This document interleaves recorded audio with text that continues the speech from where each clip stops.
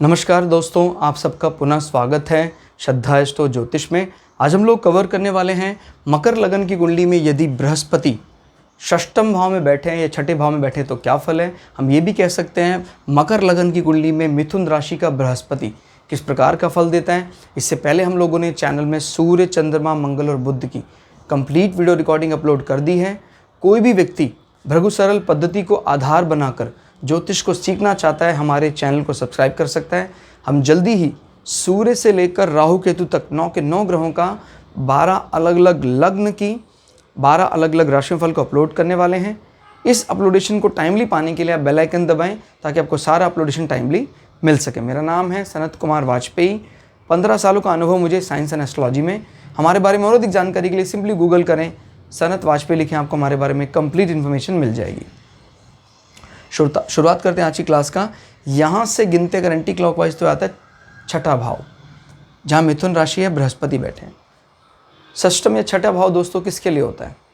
हमारे जीवन में ऋण, रोग, बाधाएं, रिपु, ये सब छठे भाव से देखा जाता है। छठा भाव स्पेशली हमारे उदर के निचले हिस्से की बात करता है, बॉडी में किडनी एनालिसिस, किडनी कोई दिक्कत आ रही है, किडनी स्टोन, ये सब यहाँ से देखा जाता है।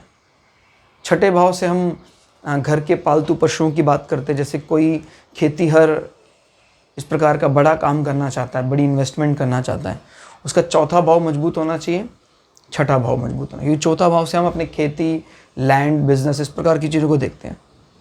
और छठा भाव मजबूत है तो फिर हम इस प्रकार की इन्वेस्टमेंट कर सकते हैं, पालतू पशुओं से संबंधित कोई हैचरी वगैरह देखते हैं। और छठे भाव से हम क्योंकि कालपुरुष की कुंडली में ये कन्या राशि है, तो जब कभी ये कमज़ोर है तो हम कन्या राशि को भी कंपेयर करते हैं इसके साथ। ये भी कमज़ोर है कन्या राशि और ये भी, तो फिर हम पुष्टि हो जाएगी कि आदमी को इससे संबंधित अंगों में कोई ना कोई विकार होगा। और छठा भाव हमारी कंपटीशन में जीत की बात करता है, प्रतियोगिताओं में जीत की बात करता है। तो अगर ये भाव मजबूत है तो आपको कंपटीशन में निश्चित जीत मिलेगी। और इसका संबंध आपके कर्म क्षेत्र और आपके आय भाव से बन रहा है, तो इस कर्म से आपको एक अच्छी जॉब, पब्लिक सेक्टर, गवर्नमेंट और आय हो सकती है। क्लियर? तो फिलहाल यहाँ मिथुन राशि है। मिथुन राशि को कहा जाता है बुध का रोमांटिक फेज, यानी ये अपने समाज में शत्रुओं से निपटने के लिए बहुत एग्रेसिव होता है, ऐसा नहीं है। क्लियर होगा? शत्रुओं से भी संवाद में ये लोग अपने विनोद स्वभाव, हास्य स्वभाव, यानी हंसकर, खुश मिजाज होकर सभी शत्रुओं से भी बात करते हैं। कई दफ़ा इसलिए इनके शत्रु इनको कमज़ोर मान लेते हैं। हाँ, जैसे अगर वो उच्च का होकर यहाँ बैठ जाए, बुध जैसे 5-6 डिग्री को अगर यहाँ बैठ जाए, तो फिर हम उस कंडीशन में मान लेंगे हाँ भाई बुध बहुत बली है, यानी आपकी इंटेलिजेंस ही आपके सामाजिक यश को बढ़ाने वाली होगी। शत्रु चाहे जो मर्जी मान ले, लेकिन उस पर जीत आपको निश्चित मिल जाएगी। अब बृहस्पति यहाँ बैठे हैं। बृहस्पति अगर आप देखें तो 12वें भाव के स्वामी हैं। और जब मैंने आपको पहले भी बताया था, जब कभी भी 6, 8, 12 इस प्रकार के हाउसेस को आपको देखना है तो ये जरूर देखना है कि वो इंटरचेंज तो नहीं हो रहे हैं आपस में। कई ज्योतिषी तो 3 को भी गिन लेते हैं कि भाई 3, 6, 8, 12, लेकिन फिलहाल हमने 6, 8, 12 को लिया। तो 12वें भाव का स्वामी बृहस्पति छठे भाव में आके बैठा है, तो ये क्या बना रहा है? विपरीत राजयोग। इस कंडीशन, यानी इनमें ना एक अनकंडीशनल सा सपोर्ट होता है कि भाई कोई बात नहीं, हमारा स्वभाव मिले ना मिले, लेकिन हमें एक हमारा ग्रुप है और हम अपनी दुश्मनी में भी एक शराफत रखेंगे और अपने साथियों का साथ देंगे। इस कंडीशन में इसको बहुत बली मानना है और इसी अनुसार आपको फल डिकोड करना है। यानी यहाँ बैठकर ये आपके पराक्रम को बुद्धि से बढ़ाने का काम करेगा। किस किस हाउस की लॉर्डशिप में वो देखते हैं। तृतीय भाव, 1, 2, 3, 4 भाई बहनों के सुख को देखना है, वो यहाँ से देखते हैं।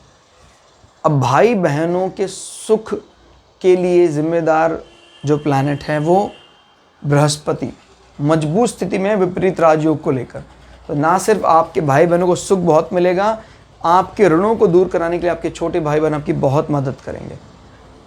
आपका काम को इनिशिएट करना और आपको काम को ख़त्म करना, दोनों का लिंक जब बन जाता है तो मतलब आप स्टार्टिंग और फिनिशिंग टच बहुत अच्छा देते हैं। और क्या चाहिए भाई, काम बहुत अच्छा शुरू किया, बहुत अच्छा फिनिश किया आपने। और इस कंडीशन में बृहस्पति जैसे प्लैनेट यहाँ ये भी बताते हैं कि आपके इस अंग को प्रायः निर्दोष माना जाए, कोई दोष नहीं होगा, बशर्ते बुध भी अच्छी कंडीशन में बने हो। क्योंकि आपको पता है फिर छठी राशि भी देखनी पड़ेगी काल पुरुष की कुंडली में, जो यहाँ छठे भाव में है, तो उसको निर्दोष होने के लिए बुध अगर यहाँ चला जाए तो सबसे अच्छा है। फिर बृहस्पति जहाँ बैठे हैं इस हाउस के सारे बुरे इंपैक्ट को इसके जरिए ख़त्म करेंगे। क्लियर हो गया? यानी व्यय भाव को इम्प्रूव करने के लिए आपके कहीं ना कहीं शत्रुओं को दिए गए ऋण, वो रिटर्न आपको मिलेंगे और आपका व्यय भाव फिर से ठीक हो जाएगा। आपके दिए हुए खर्चे आप सारे, उसका जो कष्ट है वो दूर हो जाएगा, वापस आएगा। जो आप किसी को लोन देंगे समय पर वापस मिलेगा आपको। बृहस्पति ना सिर्फ उसका स्वामी यहाँ होकर बैठा है, इस पर नज़र बनाए हुए, यानी फॉरेन लैंड में इन्वेस्टमेंट भी करने के आसार हैं। और वह आपको फिर दुख देने वाली नहीं, उल्टा सुख देने वाली होगी। वह जरूर करेंगे आप। बृहस्पति नज़र मारा रहे हैं वहाँ पर। पंचम, यहाँ से पंचम गिनते हैं क्योंकि बृहस्पति की नज़र है 5, 7, 9, 1, 2, 3, 4, 5। बृहस्पति की दशम भाव में पंचम दृष्टि ये बताती है कि बृहस्पति आपको स्टेटस में काफ़ी ज़्यादा उछाल देंगे।